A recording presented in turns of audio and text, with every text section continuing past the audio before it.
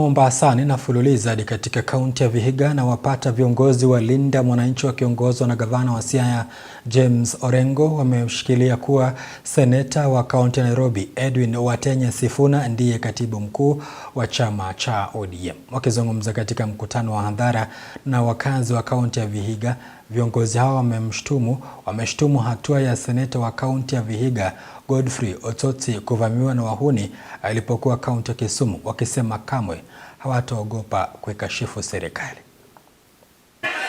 Secretary General ya ODM ni Edwin ni nani? Na mimi kutoka juzi, kwa sababu Uburu anacheza na kazi, mimi am the acting party leader ya ODM. Mmekubali? Shida hapa Kenya ni Ruto. Shida ni nani? Shida ni nani?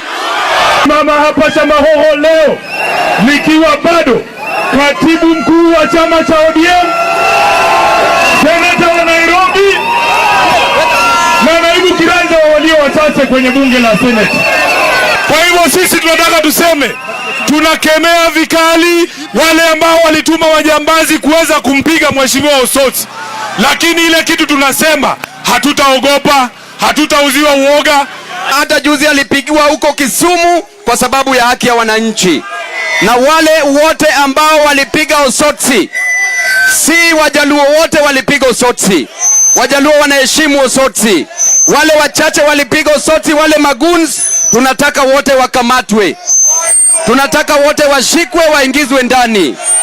Nilikuwa kule Kisumu, serikali ikanitumia majambazi ati waniue mimi, kwa sababu wanasema ati mimi niko na makosa mbili.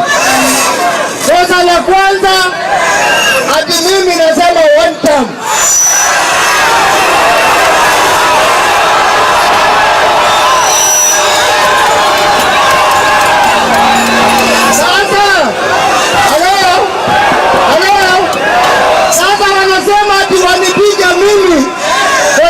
Mimi nasema one term. Watu wangu wa Vihiga, wala mlinichagua, nyinyi mnasema aje?